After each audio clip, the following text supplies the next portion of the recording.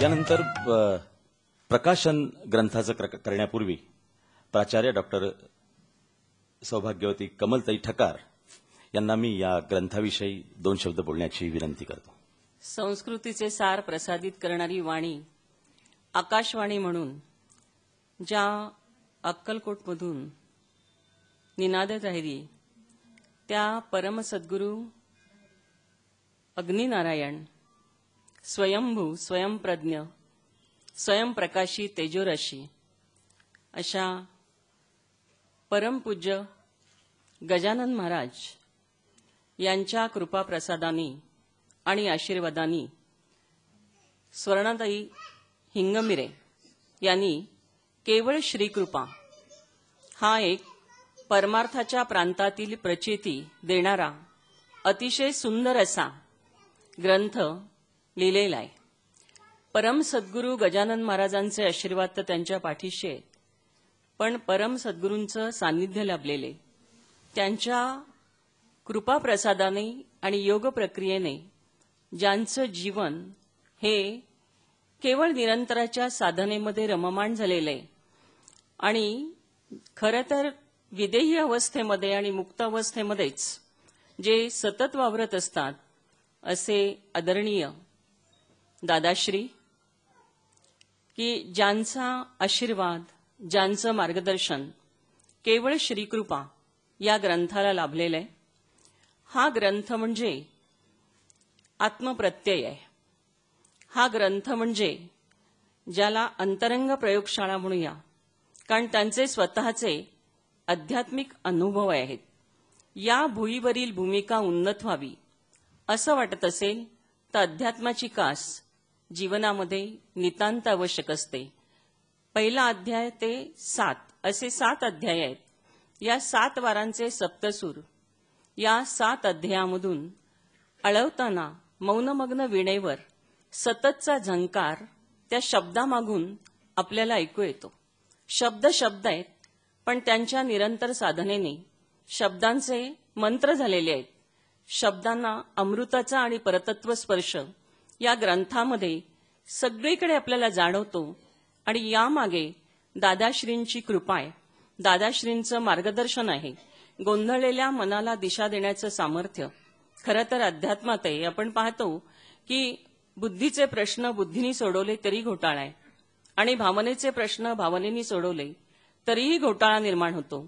बुद्धी भावनेच्या पलीकडच्या प्रांतामध्ये मनाच्या विज्ञानाच्या पलीकडून जी सच्चिदानंदाची शक्ती व्यक्त होते, ज्या सच्चिदानंद उत्तम पुरुषाची शक्ती अभिव्यक्त होते, त्याचं घडोघडी दर्शन आणि प्रत्यय या ग्रंथामध्ये आपल्याला दिसतोय.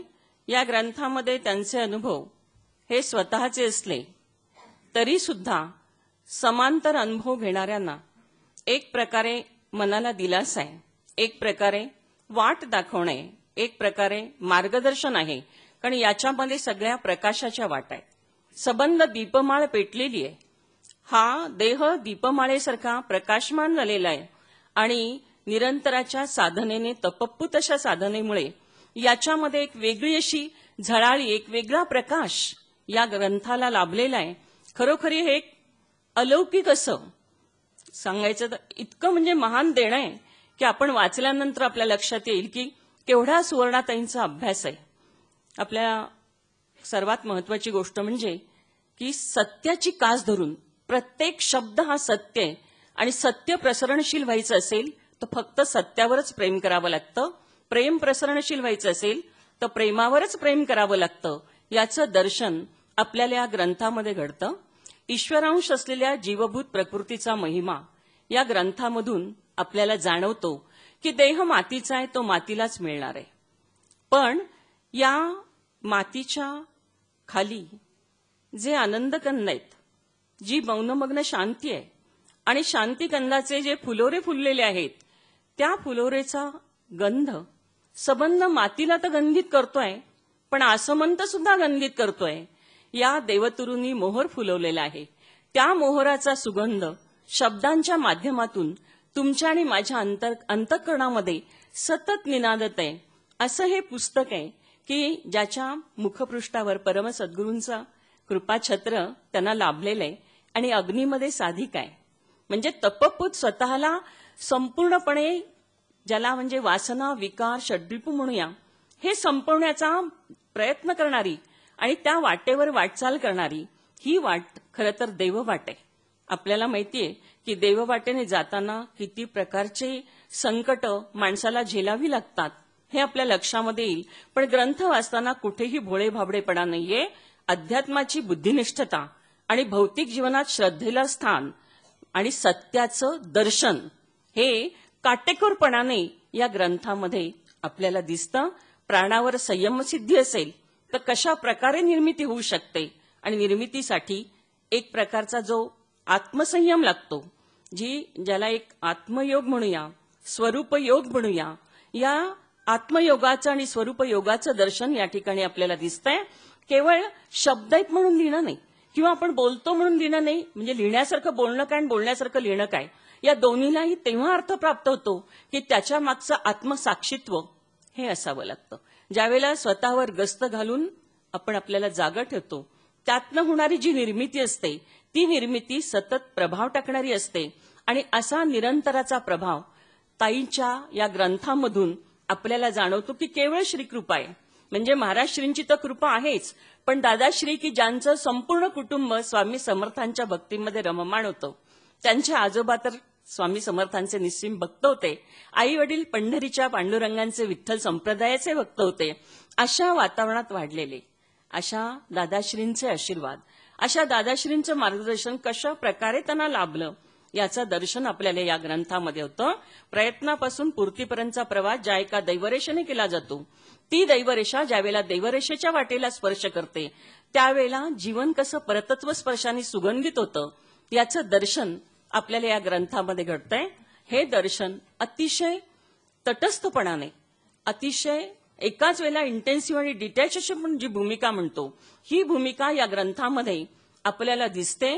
आणि सर्वात महत्वाचं म्हणजे की हा ग्रंथ तुम्हाला आणि मला मानसिक समाधान देणार आहे, मानसिक शांती देणार आहे. कारण का तर आज जे बरं आहे ते खरं नाहीये आणि जे खरं आहे ते बरं नाहीये, ही आजची वास्तवता आहे. आणि या जगामध्ये आज जो चंगळवाद पसरलेला आहे, याला जर उत्तर कोणतं असेल तर अग्निहोत्र आहे. अग्निहोत्र हे खरं तर अमृताचं वाढप आहे. तुमच्या आणि माझ्या जीवनाला शांती प्रदान करणारं, तुमच्या माझ्या जीवनाला आकार देणारं, तुमच्या माझ्या जीवनाला एक मानसिक समतानता ज्याला म्हणूया, ज्याला मेंटल बॅलन्स आपण म्हणतो, ते देण्याची ताकद या अग्निहोत्रामध्ये. आणि या अग्निहोत्राची उपासना करणाऱ्या या साधिका ह्या खरोखरी म्हणजे सुवर्णाताईंचं व्यक्तिमत्व इतकं सोन्यासारखं तावून सुलाखून निघालेलं आहे. आणि या व्यक्तिमत्वाच्या मागे दादाश्री आणि परम सद्गुरू उभे आहेत.